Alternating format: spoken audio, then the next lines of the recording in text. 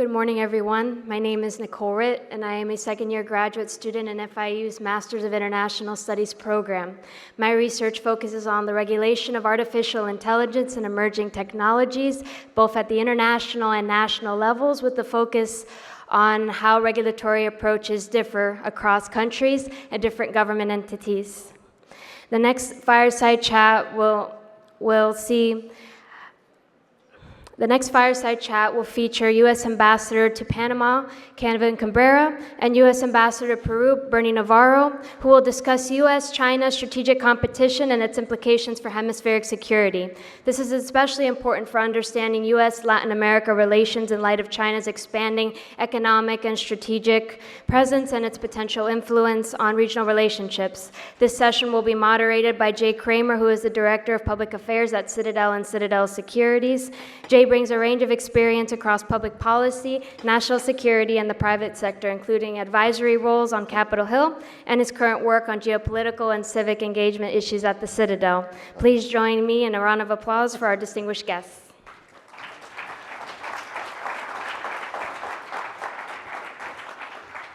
Well, thank you for that, and good morning, everybody. It's a real privilege to be here at such a consequential time for the Western Hemisphere.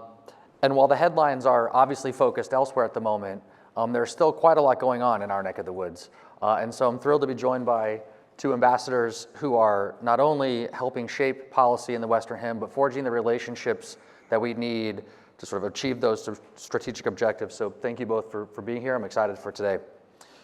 Let's start with, if we could, a scene setter.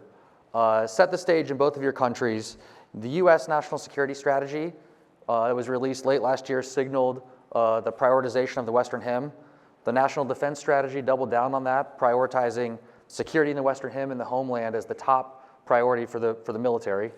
So if you could take a few minutes, set the current security landscape and the architecture in your countries. What's changed over the last couple of years, and where do we stand as of this moment?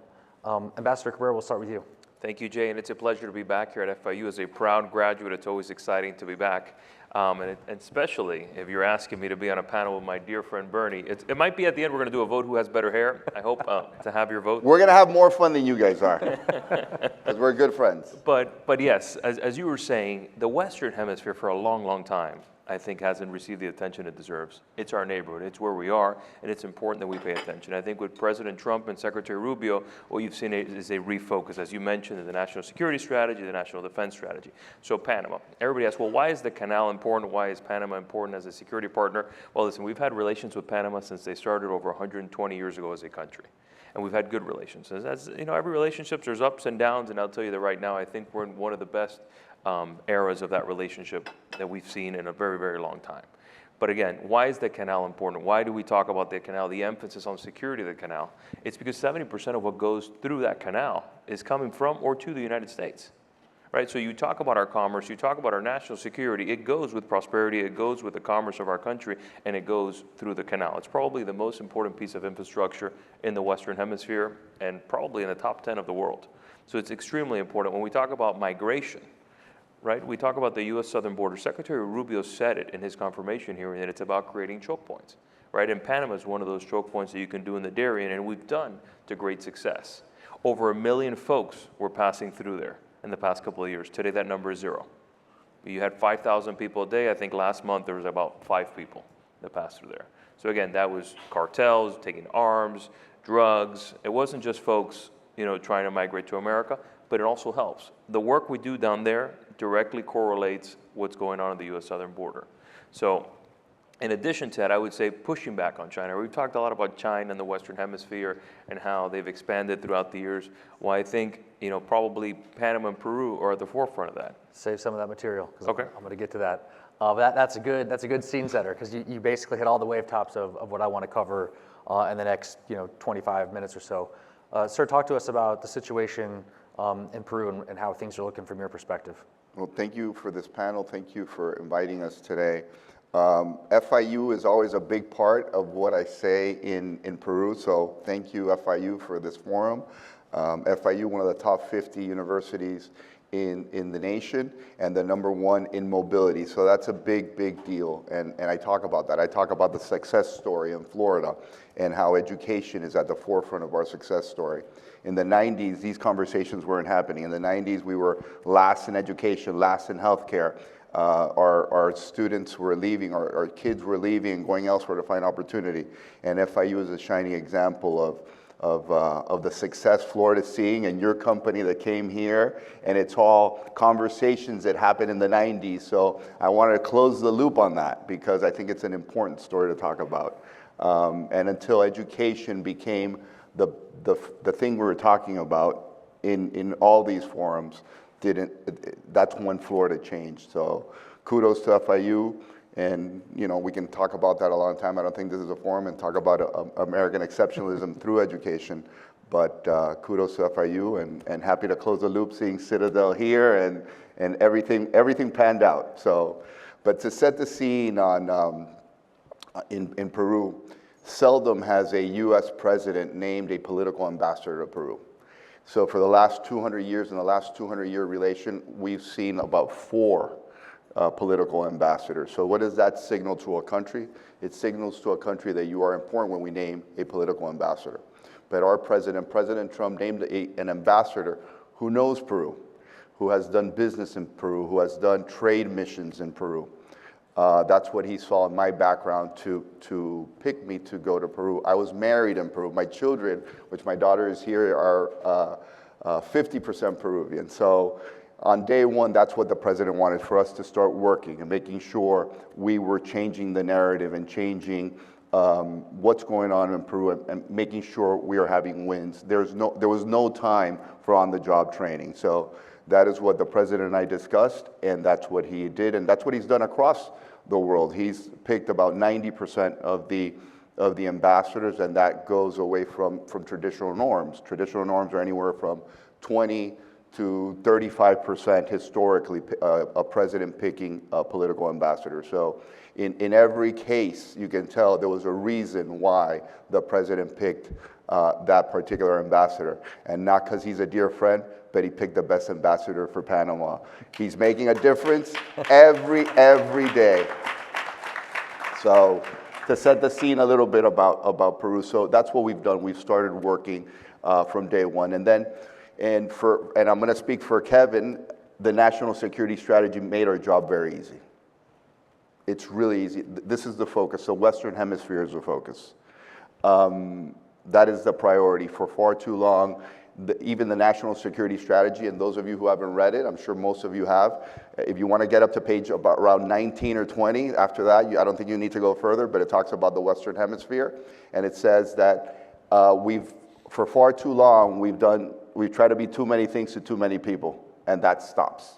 So for Kevin and for me, it makes our job easier. We have marching orders, we know what we need to do, and it is clear. We've never been clearer, I think, in our history, with the most consequential president that our history has ever had.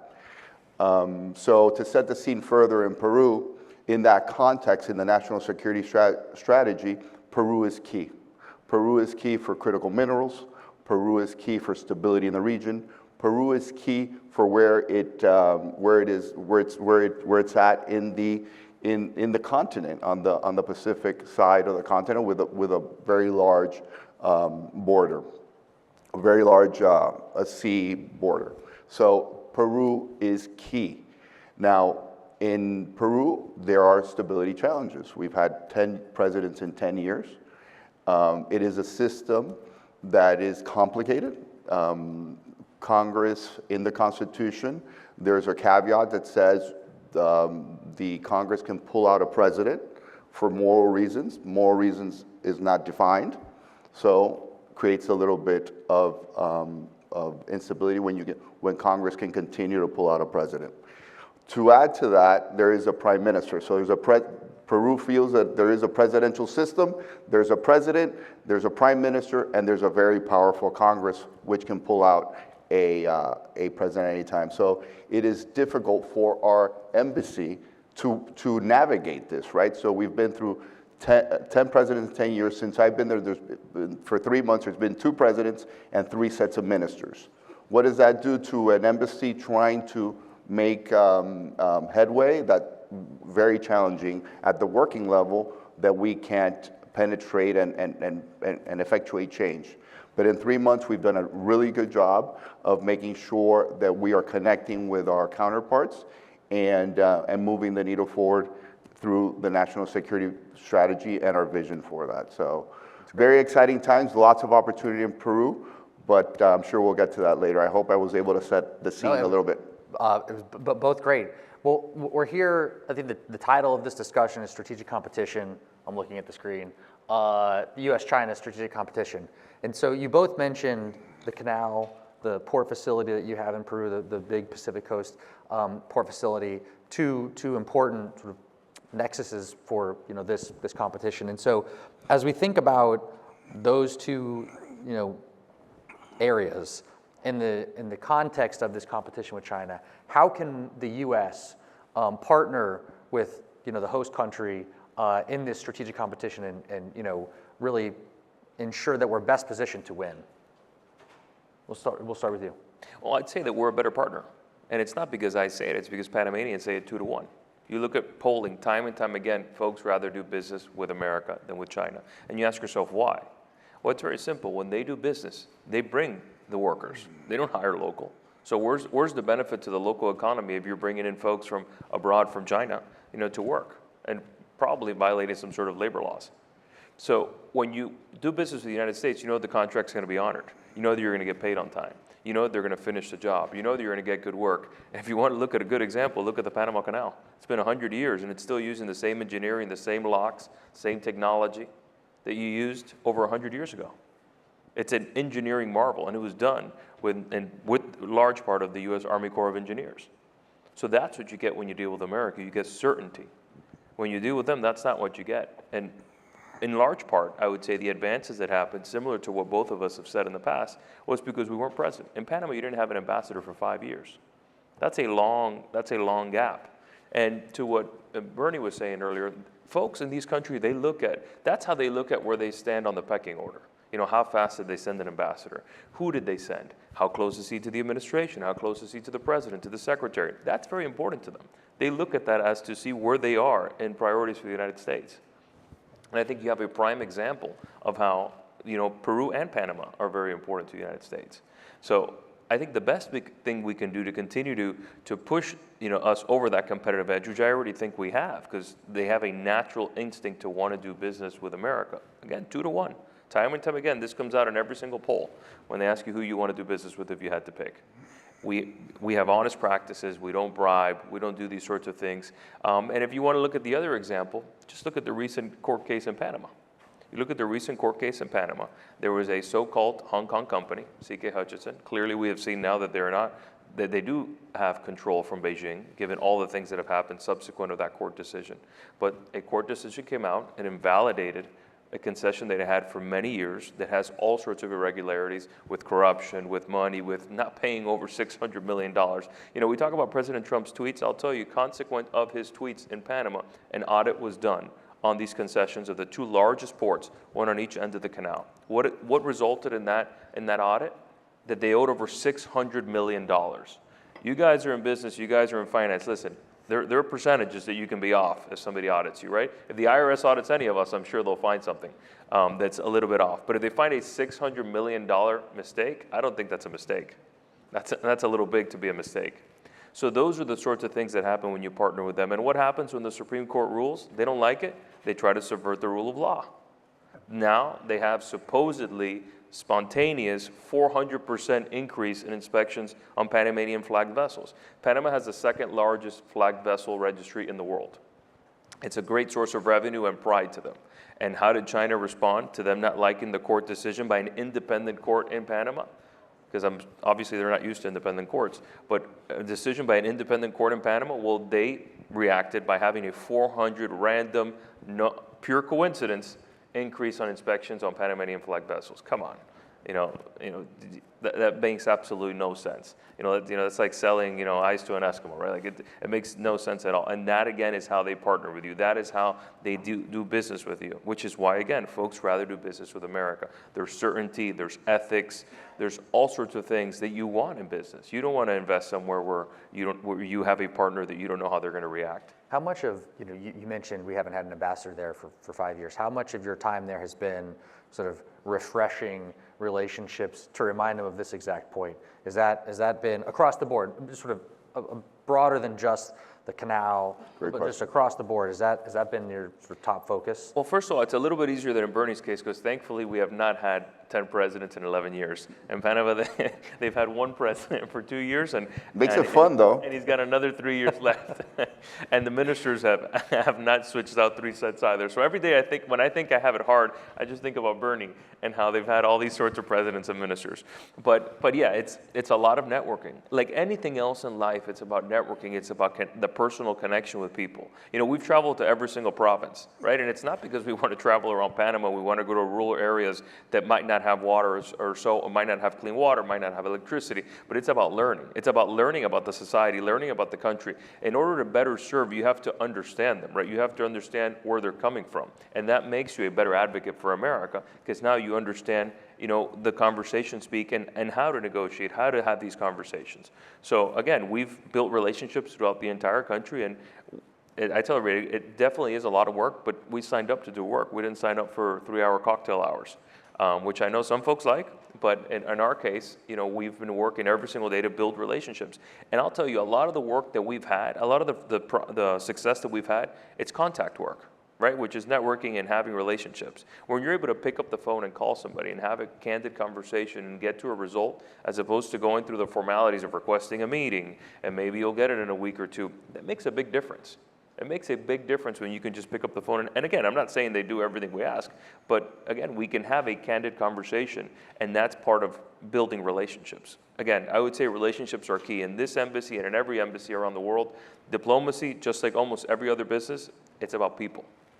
How has it been in Peru? Start with maybe the port facility, and then if you want to zoom out just across the board, how you've been building these relationships and being a partner. Yeah, I'll get into the port facility, but I think that it's a great question. I think we have to talk a lot more of what we've done. And I think we do a poor job about that. So security, we're in the middle of an election cycle in Peru, and security is the number one issue on people's mind. And without security, there's no stability, and without stability, there's no prosperity. And President Trump is fully aware of that, and that's why the national security strategy talks about that. And without we hear often America first, right? And what we explain, both Kevin and I explain to our countries, is America first doesn't mean America alone. America first means that rising tide lifts all ships. Means that when we want to make the Americas prosperous, so we can be more prosperous. We want prosperity for them. But it's challenging with some of the issues that Kevin points out that are common in Peru also, which is corruption. But we have, and one of the things that we need to talk more about is we have 1,300 employees in our embassy. China, for instance, has 40 or 50, but they've made significant gains in the country. Why is that? We have to talk more about that. We are Peru's #1 security partner. They love saying we're the #1 security partner for them. That's fantastic. And in Spanish, for our Spanish-speaking friends, I tell them, pero el hueso no puede ser para nosotros y el jamón para el otro. Meaning we can bear the brunt of the bad side and the investment, and the other guy gets all the gains. And that's with this president, that's not happening. And we've made it abundantly clear that everything we do to help the country in security matters. We need to have a benefit. There has to be, for a lack of better words, leverage into making sure that there is benefit for the prosperity of our country, because it just can't be that way. The days with President Trump, the days of doing things just to do things are over.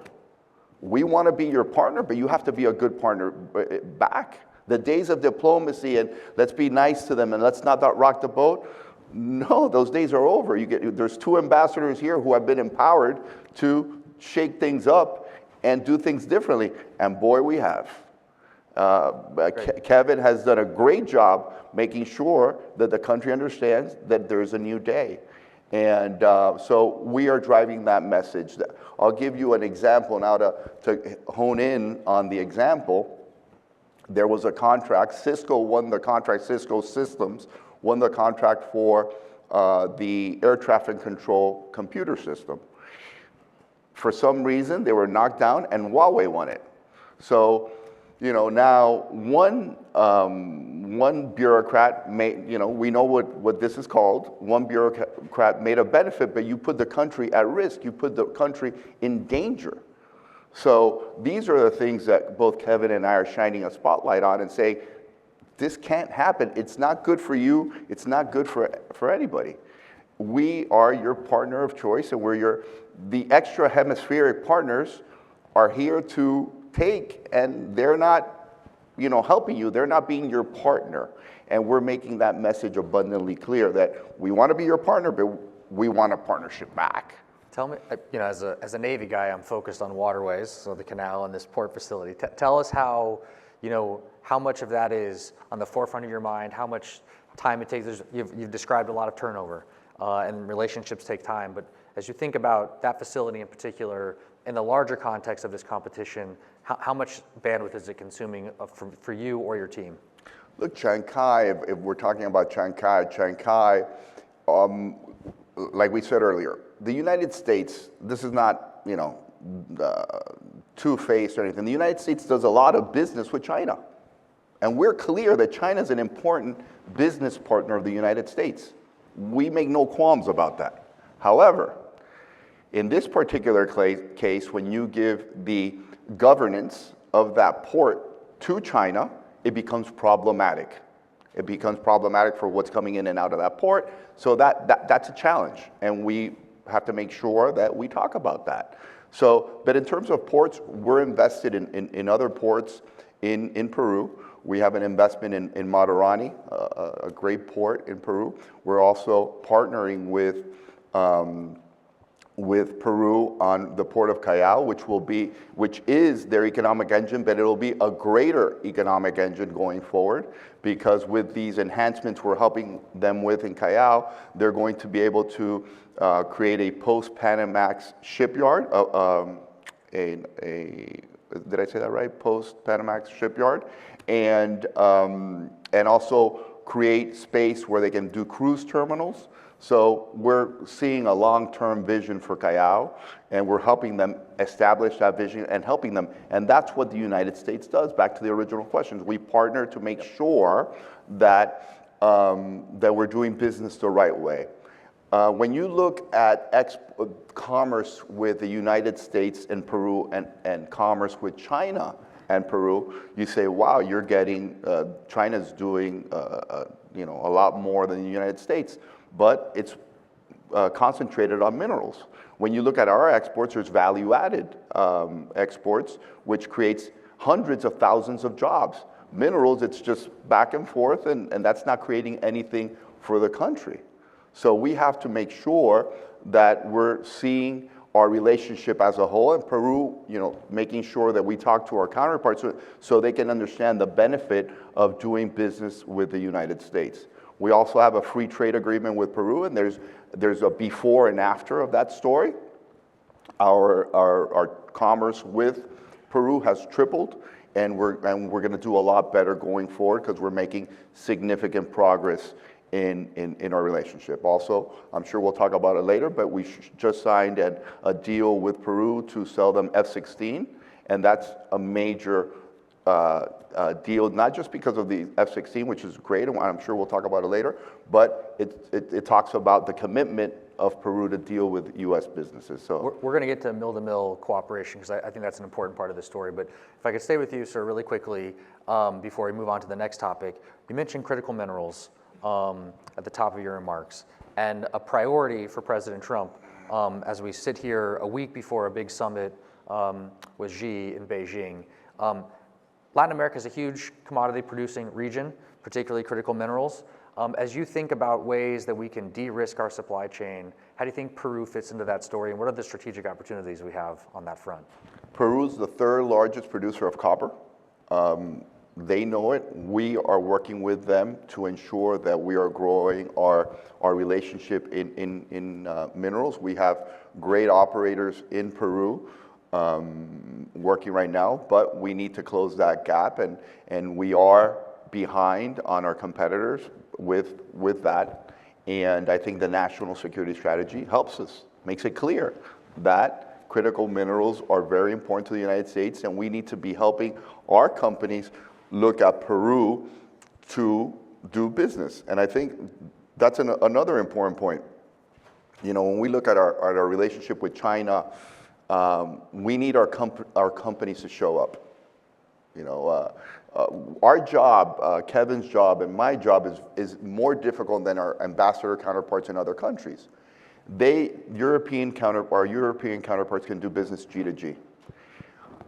Our Chinese counterparts, you know, a group of military folks, and say, we want to invest here and we want to invest there, and it doesn't even have to be profitable. They're looking at it for 10, 20 years. In the United States, we think in quarters. So it's very difficult for US companies to come into our countries to invest and win what our adversaries are doing, because they do, like Kevin was saying, they do business differently. They can corruption. We can't bribe. We can't do that. There's laws in our country that don't allow us, and it makes it very difficult for our countries to come in, because quite frankly, the juice is not worth the squeeze. Our companies tell us, hey, for 10% more, you know, am I really going to go to Peru and deal with everything that's going on? And that's why I call for stability and making sure that the government is stable, and to send that message back. And the F-16 deal will help us talk about that message, but it's more complicated than our counterparts. So we have to convince companies to invest here, and I think as the chief marketing officers of the United States in our countries, we need help, and we need to ensure that we're able to attract businesses so we can beat our adversaries on the commercial front, because our president is clear that it's mill-to-mill cooperation, but commercial diplomacy is where it's at. Right, right. Ambassador Cabrera, let's move on to transnational threats, I guess we can call it. You've mentioned, but I'll sort of tie it into a couple different things. You mentioned at the top, we've stopped sort of the flows of migrants, but there's still these illicit flows of, you know, drugs and other things going through countries in Latin America. And so from your perspective, you know, where are there areas of cooperation? Talk to us about not just the mill-to-mill cooperation, but the cooperation with the local police force and the success story that you've had in Panama, and then some other opportunities as you sort of look over the horizon where you think that cooperation is going to take us. Absolutely. And one thing to touch on the last subject was, when we talk about being our friend and being our partner, it can't just be words. It has to come into actions. And one of our biggest roles is making sure that companies are treated fair. And we do that every single day. And I'll say that we have a new tool in this government, because for whatever reason, we had bifurcated our entrance policies into this country from treating our companies, our country, in a manner in which was fair and in which was not corrupt. And I think what we've shown is a great tool that we have now is our visa revocation policy, right? And a lot of folks, you know, wonder why is it that we revoke visas. But listen, if you're working against our national security strategy, right? If you're working against the interests of our country, why would you want to come to our country, and why would we welcome you into our country? So it seems somewhat astonishing that folks sometimes puzzle themselves. Oh my God, I can't believe they took away a former president's visa or a candidate or this or that. It's like, at the end of the day, if you're working against us, you're not going to be welcomed here. And it's been a great tool to make sure. Absolutely. It's been a great tool that we have in our toolbox to make sure that folks have to treat our companies fair. It has to be a level playing field. You can't say you're our friend and then, you know, treat our companies differently and allow companies from other malign forces to corrupt the process. But in terms of the mill-to-mill side, in terms of cooperation, so Panama is one of our best security partners, I would say, in the region. #1, 5 years in a row in narcotics interceptions, over 100 metric tons. 5 years in a row. Over there, the police is not really local. It's nationalized. It's the national police. So it's really, they don't have a military, so it's a security force, right? But they, you know, serve certain purposes of that. You know, you have the Border Patrol, which is center front. You have Navarro, which is like their Coast Guard. And you have the national police. And we work with them every single day. We've had a great collaboration. You know, almost every agency you can think of is working with them, hand to hand, shoulder to shoulder, making sure that we're stopping these narco traffickers. And unfortunately, Panama has, geographically they're blessed and that they're in the center and the canal and all these sorts of things. But, there comes, some detriments, which is they're also what connects South America to the rest of the Americas. So for all these drugs that were trying to come through, they were trying to go through their country. I commend President Molino and his administration for the great collaboration they've had with President Trump and our administration in stopping that. And we've stopped it crossing the Darien, but now, as we know, this is a $400 billion industry, right? When you count all the different things that they do, whether it's illegal fishing or whether it's narcotics or weapons, it's a $400 billion industry, right? So they're going to figure out different ways to go, and they've shifted towards the ports, which is why ports are so important. And what we've seen is that President Molino was previously the security minister about 15 years ago. And when he was security minister, our government gave them scanners. Gave them scanners to scan their containers so that we could do a better job of detecting drugs. Previous governments disconnected the scanners. They stopped using them. One could wonder why. I wonder why they would do that. But his government is working with us on bringing that back, on putting radars again, so we can detect folks that are trying to use different vessels to transport drugs. And we've had great coordination. To the extent, though, you can, I think it's an important part of the story here that doesn't happen by accident. And you mentioned the relationships that you have. And so maybe, to the extent you can share in this forum, how does that come about? Like that is a compliment to your team, your staff, to the work you guys have put in, but maybe provide us some color on, you get down there and you have a situation where scanners are unplugged, you're trying to say a half step, one step ahead of the bad guys, and it seems as if on the migrant flows, that has gone down to close to zero, but on other parts of the story, you've had success. Maybe share a little bit of that with the audience. And I think a lot of it has to do with the partner, right? He's a good partner, and he's a guy with a background in security. He was the former security minister 15 years ago, so he understands. It's a country with similar values, right? They don't necessarily produce or use drugs. So they have very similar values. They don't migrate either. So they were dealing with all the negative effects of this. They had the highest GDP in the region. So they were dealing with all the negative effects of all these things going through their country. They were just a pass-through, but not just a pass-through. It was these folks wreaking havoc. So again, we've had a relationship with them for over 120 years. We do all sorts of training for their security forces. We do a lot of donations as well of different equipment so that we can shift the burden to our partner, right? So we don't have to do the work the whole time. They want to do it. Sometimes, they just don't have, they need the training. Sometimes they need the capabilities, they need the equipment. And part of this is making sure that you have a partner that's well-trained and well-equipped so that they can do it themselves. The United States, can't be everywhere at the same time. Right? So it's important that we train our partners so they can, share the burden of some of these sorts of things that also affect their country. But again, it all goes back to having a good relationship and them analyzing and acknowledging that this is a problem for them as well. And I'll tell you, there's never been a scenario in which we haven't identified a suspected vessel, identified a suspected container, in which we haven't worked together to put a stop to it. Again, over 100 metric tons. Panama's a very small country. 100 metric tons, think about that, a year for the last 5 years, #1 in the region in terms of narcotics interceptions. I don't want to oversell the success because, things could go sideways any moment because it takes a lot of vigilance, but how quickly, for both of your countries, just the region, how quickly things have slowed down, I feel like is a model that's going to need to be explored and potentially used elsewhere. So but it can change. It's a real compliment. That's why listen, elections have consequences, right? And that's why it's important, the governments that are there right now, that you have a good partner that wants to work with us, that identifies these as issues for their countries as well. And that's why, it's important what we're laying down the groundwork here, but it's important what happens. Bernie said it. Some of our adversaries can think 25, 50, 100 years in advance. Many times ours is 4, maybe 8 if we're lucky. So it's important to set the groundwork so that a lot of these things that we're doing, go beyond our tenure. Right. So a lot of this cooperation continues.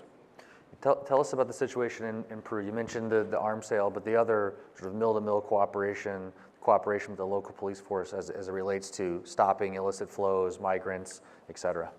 So a couple topics. Going back to Kevin's point originally about visas, like never before, we have a president and a secretary of state who have empowered the ambassadors to make decisions. That has never happened before. So going back to the case study of the middle government official who decided to take a bribe and go with the other Huawei company when we clearly won that deal. You know, what are they going to do with that bribe? I hope they're not going to come to Brickell and buy an apartment, because Kevin and I are empowered to stop that with a visa revocation. So we're watching, and countries need to understand that if you're bad to the United States, you probably don't want to be in the United States because you're bad to the United States, right? That's logic. You can't want to go to see Mickey. Your kids can't want to go see Mickey, and you can't have that apartment in Brickell, and your son or daughter can't come study at FIU. It just doesn't work that way. And our president, our secretary of state mean business, and they have empowered ambassadors to ensure that this is happening, because for far too long we've been nice. Or we have not been as clear as we are today with our national security strategy. So we are focused, and we are going to get the job done. And in the embassy, we have a motto: we're going to catch up, and then we're going to leapfrog. And we're going to do that before President Trump is out of office. So that's in that context. But when we talk about mill-to-mill cooperation, we talked about Port of Chancay. The United States has donated scanners to ensure that we are reviewing cargo that comes in and out. And there's a lot of mill-to-mill cooperation. We have our military attaché here in the front row, which does a great job, Captain Weddle, great job that you do for the United States and in Peru. So so again, 1,300 employees working every day for the betterment of our relationship. Our competitor has 50. So we are sending that message that everything we do, everything gift we give, I want to see an MOU stating that we're, enshrining this, that we're giving this, but we have to have cooperation. We have to ensure that they're not cross-trained with our adversary. So we're training the military, we're training the police. How can we accept that they're going to be cross-trained and learning our tactics and techniques with our adversary? That can't happen, and that was happening. So that has to stop. When it comes to cooperation, another important fact is that 80 to 85% of the drugs leaving Peru goes to Europe. So we need our European partners to step up. They're not meeting their fair share. We're going to do a lot. We're going to always carry the burden. However, we need them to fill the holes. And we've been abundantly clear that they need to come in, because in a world of dwindling budgets, when Kevin looks at his budget, when I look at my budget, I'm going to say, if the problem is really not mine, and I need help in foreign commercial service, or I need help in other, where you see where we can move the ball in our country for our country, we're going to change. And that message has been clear to our European counterparts, that they need to come up and help us with the narcotics situation. With the limited amount, go ahead. The other thing, no, go ahead. I was gonna wind us down. So if you have a final point on that, we can go on and on if you want. I have a series more questions, but I'm looking at the timer back here. So let me just end with this. Looking ahead in both of your countries, as we think about the competition with China, some of these transnational threats, what is, to the extent you're willing to articulate it, an emerging threat that's not getting enough attention as you look over the horizon, but should be at this moment, that kind of keeps you awake at night? I'd say Huawei. I'd say Huawei, who's essentially a part of the Chinese government, right? When you look at places in which they might even serve as the embassy, in places where they don't have a representation, right? And folks say, what's your obsession with Huawei? It's not an obsession with Huawei, it's about fact. It's about fact. When you look at countries such as Paraguay, Costa Rica, Guatemala, the Czech Republic, they've all said they've been hacked. Situations having to do with Huawei. And it's not because I say they've been hacked, they themselves say they've been hacked, right? And that's not the sorts of things the Americans do. That's not the sort of thing that our technology does. We don't leave back doors open on American companies. We don't tell the executives from our companies what they can do or they cannot do. That doesn't happen over there. And I think with Huawei, what you've seen is they undercut, and they undercut because they're subsidized by the government, right? They corrupt because it's part of the government, right? Those are the sorts of things that they do that our companies don't do. And I think it's so important when you look at the transparency. Why is it that China is not a signatory to the Budapest Convention, right? Because they don't want to adhere to these standards, right? And they try to, say this and say that there's plenty of other countries that aren't. That's fine, but they're one of the major manufacturers of technology that are not. Right, and I think the risk associated with using that sort of non-trusted technology that doesn't have transparency, I think it's huge, and I don't think not enough folks are talking about it, right? Because if you have faulty technology that you are depending on that you think is secure, then you're in an even worse problem than somebody that might not even have technology, right? So again, in that situation, we have been, if you're serving in government and you are also serving Huawei and getting paid some sort of salary, you're going to lose your visa. You're not going to Disney. You're better off going to Disney in China. They have one over there too. Maybe you'll enjoy that one better. So again, it's about introducing folks to the risk, showing them the risk of using this sort of non-trusted technology that is actually doing you more harm than good. Again, you're probably better off not doing whatever advances you were going to do with that sort of technology than doing so, because of all the risk associated with using that sort of non-trusted vendors to handle your networks. Again, a lot of the hacks that we've seen around the world, I can tell you this, not every time you get hacked, because you have Huawei doesn't mean you're going to get hacked. But I'd say a lot of the times when we see somebody that's been hacked, it's because they have Huawei. Right. Ambassador Navarro? So the thing that keeps me up at night is finding the solution to ensure that our companies show up. Commercial diplomacy. That will help us bridge the gap. And we are working day and night to make sure we find a system and telling the American people that we need to find a system to have our companies show up. Because we're capitalists and we're not gonna ever go away from being capitalists. But we're dealing with an adversary who does a lot of things to ensure that things go in their benefit, and we've got to change that. And we understand that with security means stability, and stability equals prosperity. So we will continue to lead in security, but with that prosperity, how are we making sure that our companies are showing up for the tenders and for the bids? We got to make sure that there's an equal playing field. We have to make sure, and this is something you'll hear a lot from me, is investment screening. Investment screening is an important factor for our companies to show up. We have to know who we are dealing with. When there is a bid, when there's a tender, the company that we're bidding against, it sounds the XYZ company, but is it owned by China? Where is the money coming from? All these screening mechanisms are important for companies to show up because there is not a level playing field. And we need to create that level playing field and incentivize companies to come. And we need to ensure that the American public understands that incentivizing a company to come to the United States is not harmful to the United States, but helpful because it helps us with our broader goal. And right now we're playing catch up, and we're investing a lot to play catch up in our countries, but how do we not have to make that investment now? To, 30 years down the road to play catch up. How can we do this every day to make sure our companies are showing up and stopping our adversary from making such great gains in these countries? Because let's put ourselves in our country, in the countries that we're assigned to mindset. If there's a port and our companies don't bid, it's port or no port. What would you do? We're ceding ground. Right, we're ceding ground. If there's a port, the tender's out, our adversary bid and we didn't. The country's going to tell me I'm going to go with that because it's better for our companies. And as business people, we understand that. Yeah.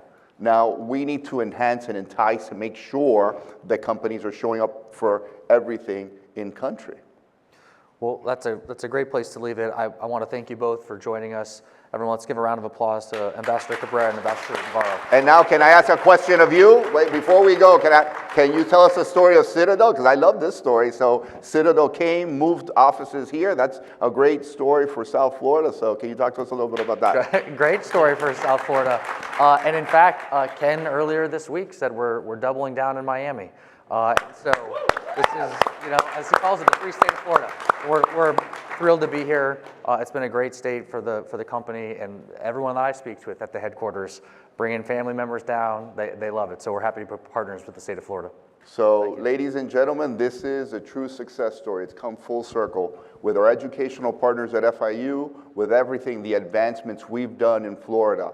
to make the freest state in the country.